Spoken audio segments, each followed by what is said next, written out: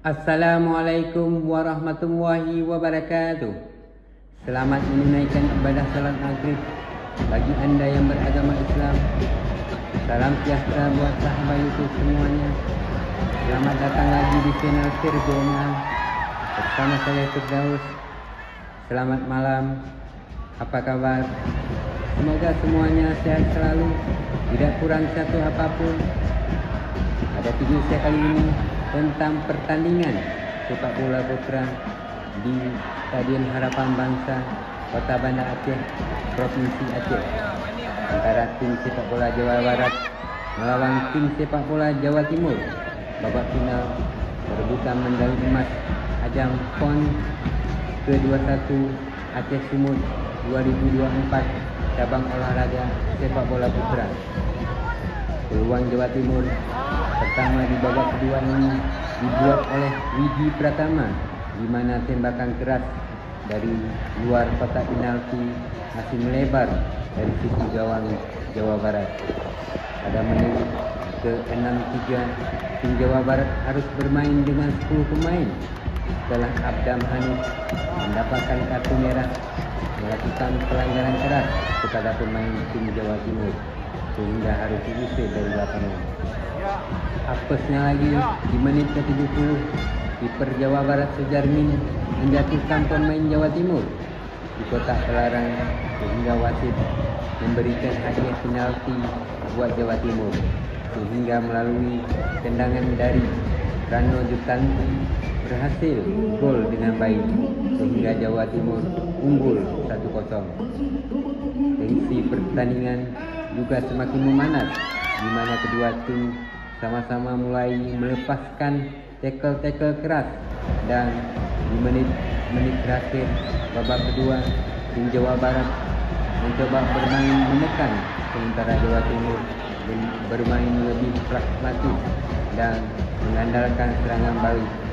Dan di masa injury time tim Jawa Timur harus bermain dengan 10 pemain juga setelah Widi Pratama mendapatkan kartu merah hingga peluit panjang dibunyikan. Wasit skor 1-0 bertahan dengan kemenangan Jawa Timur. Selamat menonton, semoga bermanfaat dan terhibur. Terima kasih.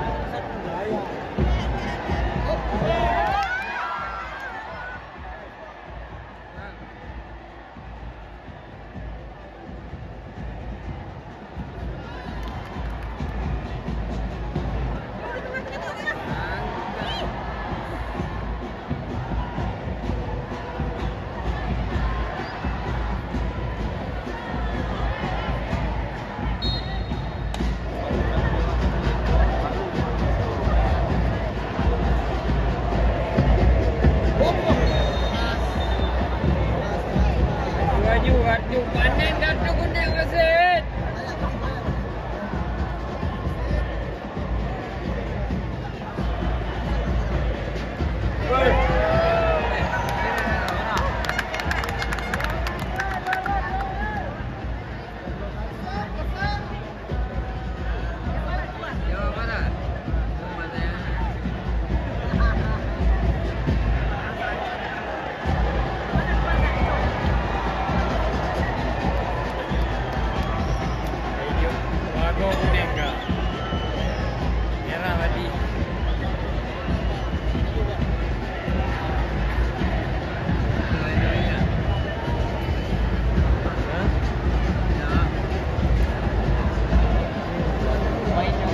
Kami ucapkan selamat datang kepada Bapak Ketua Kementerian Pemuda dan Olahraga Republik Indonesia, Bapak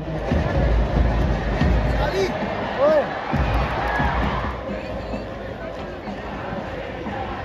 Habis.